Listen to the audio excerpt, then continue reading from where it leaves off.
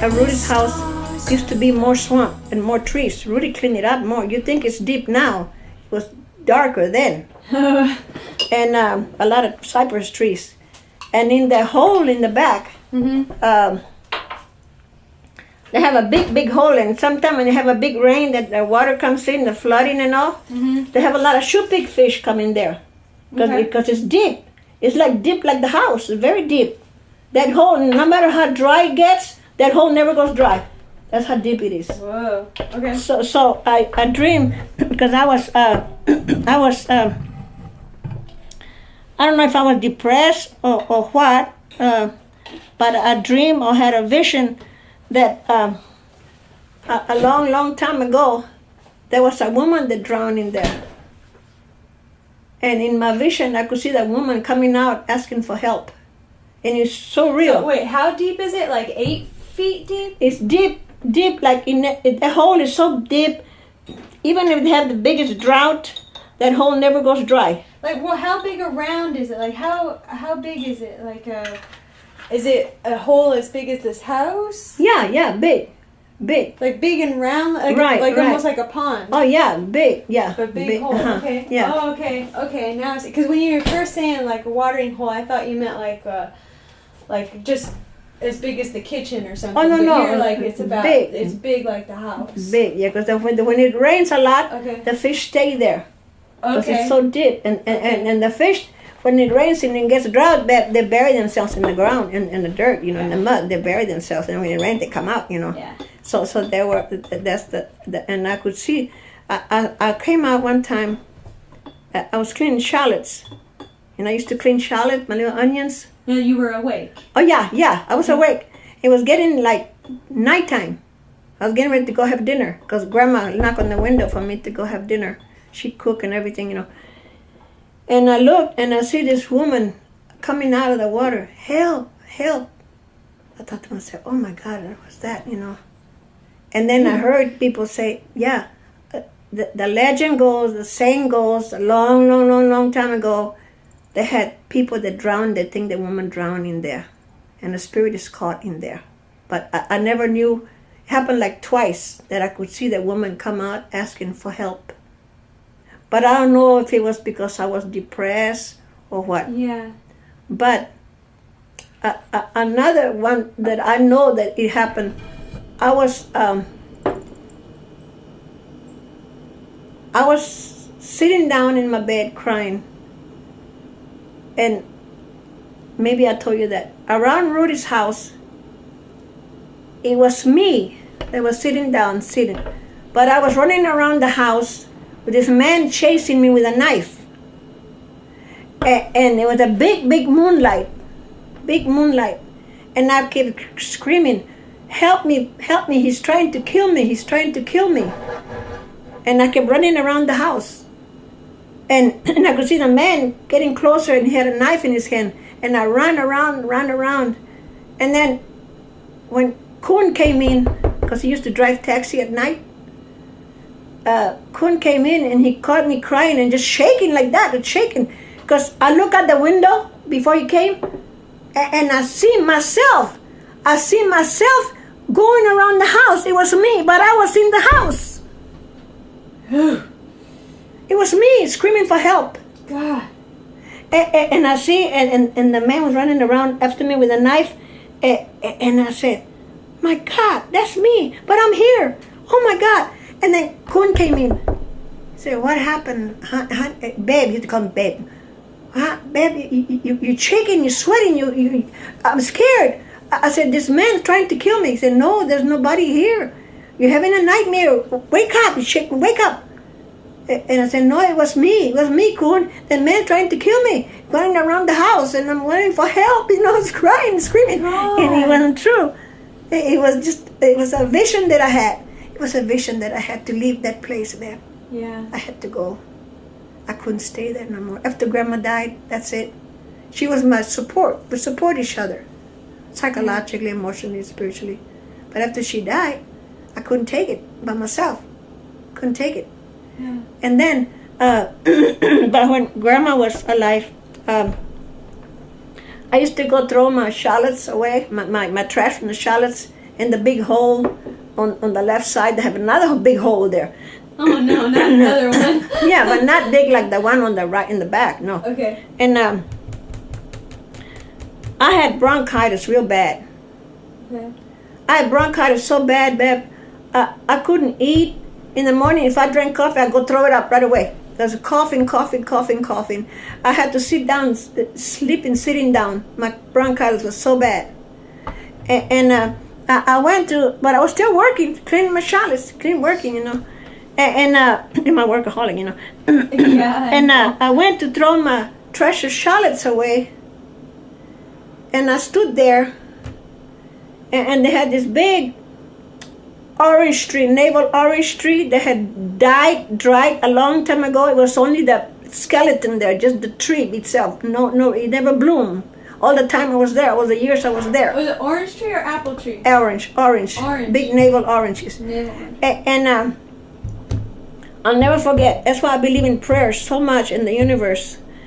I stood there after I threw my trash away, and I said, "Dear God, please help me from this cough, this bronchitis.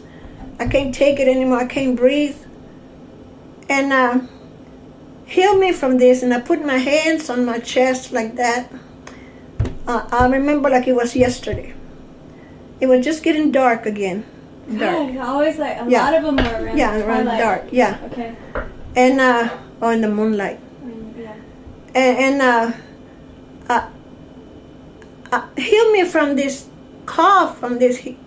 Heal me for my children's sake. Heal me. I can't. And I was so skinny. I must have weighed like 100 pounds. Because coughing, I couldn't keep nothing down, you know.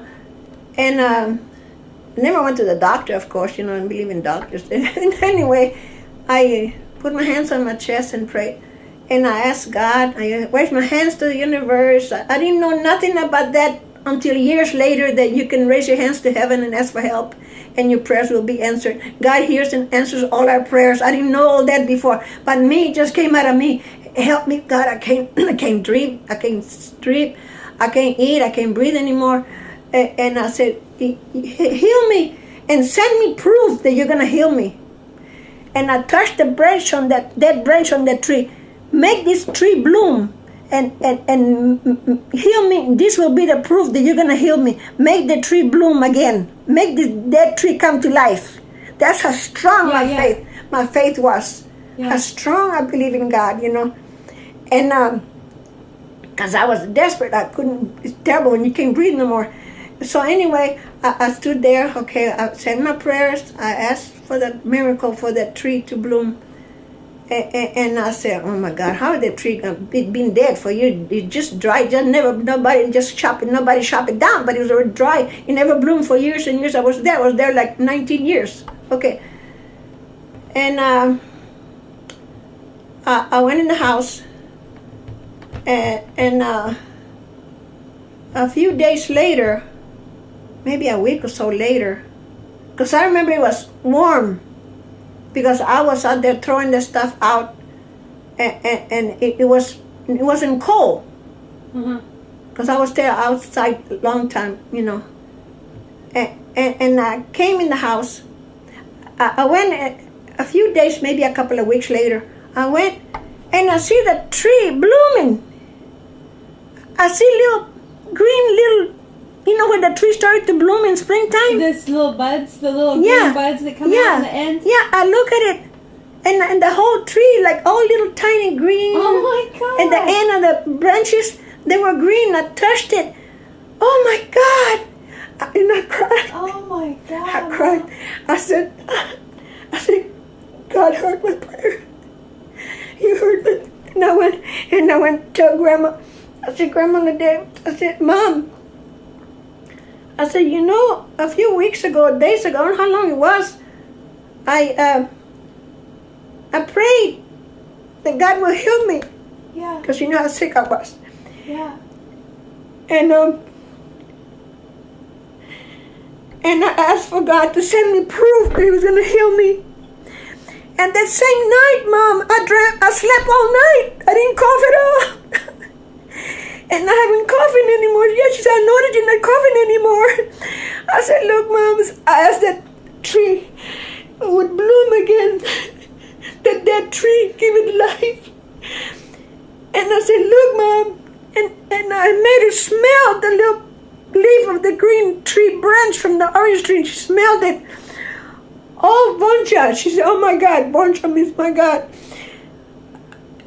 Lish Molewa. I want to go see. And she was crippled. I had to help her down the stairs. Yeah. I walked her up to the tree, and she touched the tree. I said, oh, my God. She said, it is blooming. The tree is blooming.